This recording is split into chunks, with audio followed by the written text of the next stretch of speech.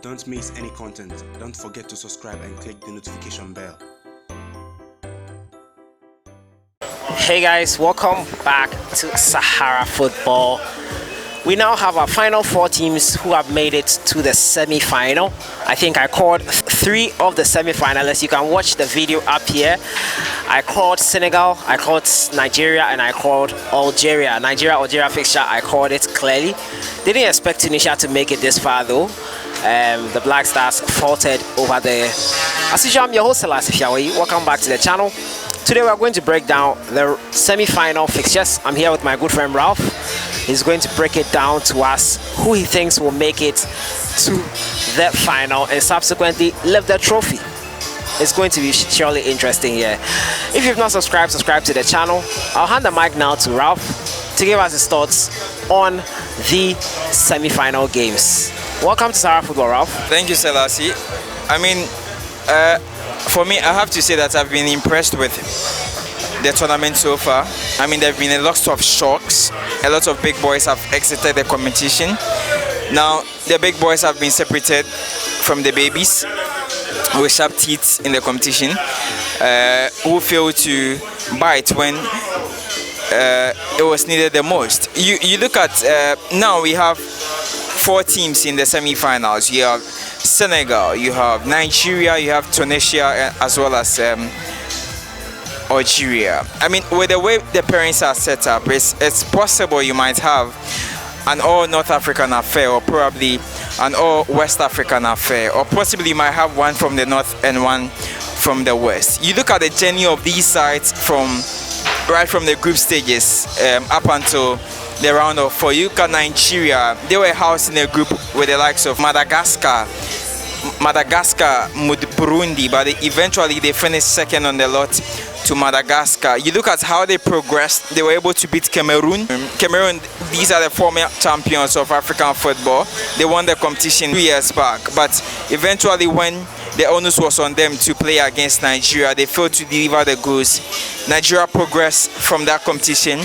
After beating Cameroon, they had to meet Republic of South Africa. South Africa, coming into this game, had beaten the host in Egypt by lone goal, and most of the people felt, or most supporters didn't look up to South Africa to beat Egypt, but eventually once they met with Egypt, they beat Egypt, and this was one of the biggest upsets in African football in this particular competition, when you look at South Africa beating Egypt. Eventually Nigeria would have to play. Nigeria show that when it comes to African football, there's no mean achievements that they've been able to win three times of this competition. They are very last coming in 2013 when they eventually won, the spearhead by Mikel Obi.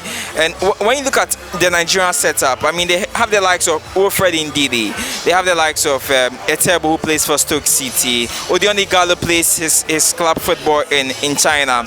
This competition has presented opportunity for most of the young lads to prove, and I've always mentioned that competitions like this are an opportunity for young lads to get better contracts abroad, and once you're able to make sure that you play very well, you might catch the eye of a scout in a top European club, and it's an opportunity for you to move to a top European club. In 2013, most of the Nigerian guys, they moved to big sides when they eventually won the competition. The likes of Sunday Imba, I mean, they had the bigger moves in Switzerland, Belgium, and also the likes of France. You look at their opponents they are going to play in Algeria. Algeria plays very fast in their setup. They were housed in a group with Senegal, and you look at scintillating football with how they played. They scored 10 goals leading up to 10 goals and conceded none. Their very first one they conceded was in the round of 8 against Cote d'Ivoire. And you look at a goalkeeper in Mbodi, he has a wealth of experience in his side.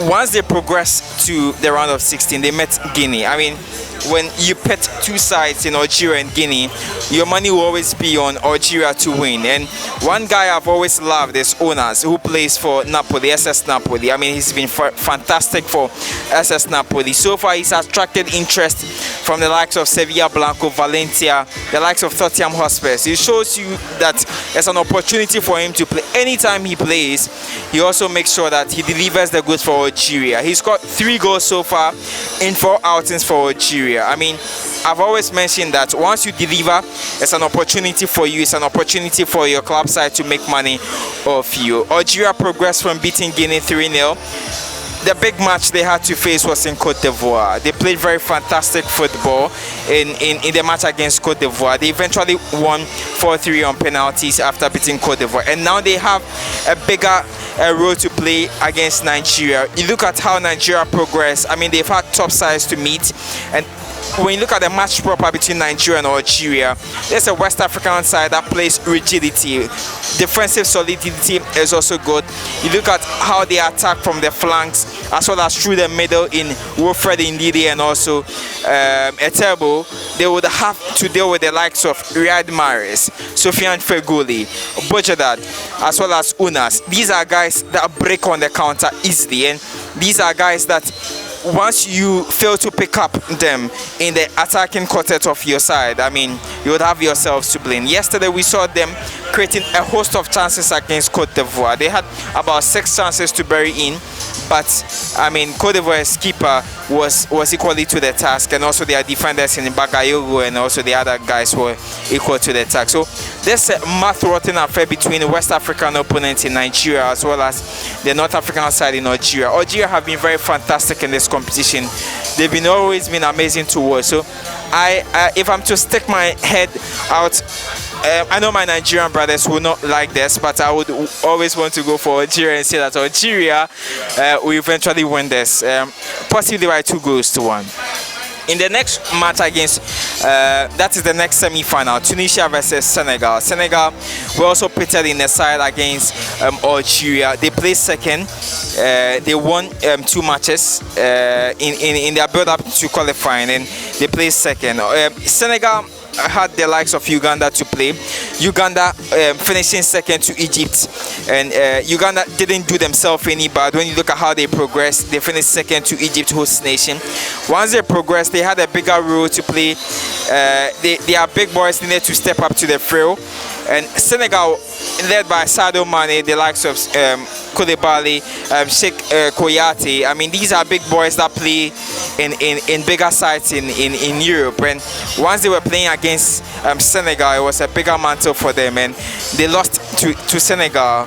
And Senegal moving forward to go play Benin. Benin, when you look at how they progressed, they finished third in a group that had Ghana, in a group that had Cameroon, and eventually they finished third, drawing all 3 matches. But once they progressed, they met Atlas Lions of Morocco, Hervé Renard's side. Hervé Renard having picked up 2 trophies with Zambia as well as Cote d'Ivoire, and managing his third side in Africa in Morocco. Morocco themselves, I mean, fantastic on any other day. They won all 3 matches in the group stages, but once they were playing against Benin, we all knew that the cards were always going to favor them. But Benin, they were very composed. I mean, they are tactically disciplined side once they play, and they were able to showcase that against Morocco, beating them. But their match against Senegal didn't really live up to the billing. Senegal, led by Sadio Mane, they got the all-important victory that helped them to progress. And Senegal will have to play Tunisia. Tunisia were in a group that had the likes of Angola, the likes of Mali.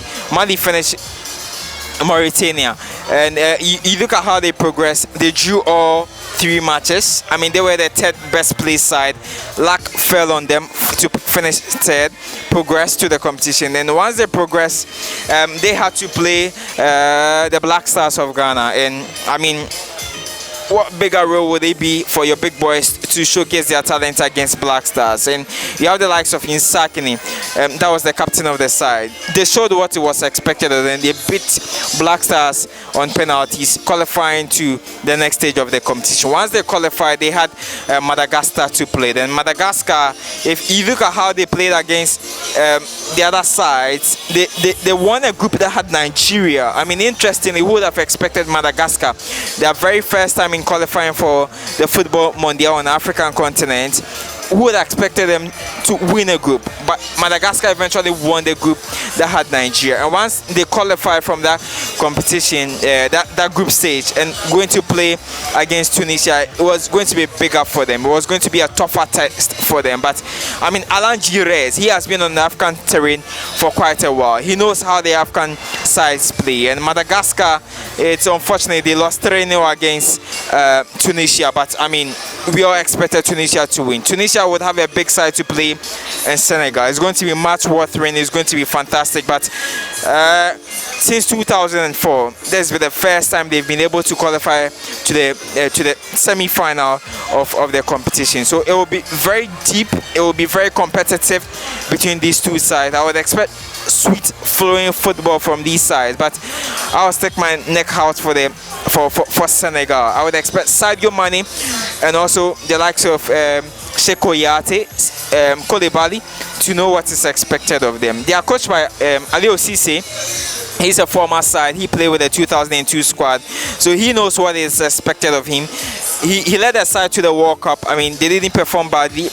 He still has the mantle to make sure that he delivers the goods for them. So it will be very deep and very competitive between these two sides. But I will stick my neck out for Sadio Mane's boys in Senegal, and say Senegal will qualify ahead of Tunisia, and also in the other semi-final, I will say Algeria will qualify ahead of that is Nigeria. So the finals, I mean, it's for anyone to win, but I would want Algeria to win the final. I would want Algeria to win the final. They've played very beautiful football right from group stages to round of 16 to quarter-finals to semi-finals. I would expect Algeria to crown their efforts with the Afcon tournament so far. I mean, they've won one. Crowning it with a second, I mean, there'll be a bigger force to reckon with. So Algeria, my money is on Algeria to win this particular competition. I know a lot of Nigerian fans won't be so happy with this from Ralph, but I also called it a few weeks ago when I tried to predict in the whole Afcon tournament. I called this semi-final and I called Algeria to win it. Will I be wrong? Will Ralph be wrong? Yeah, we will find out on Sunday and on the 19th of July when the final is finally played. I've been also Lasfiawi discussing the semi-finals with my good friend Ralph. I'll see you guys in the next one. Enjoy your day.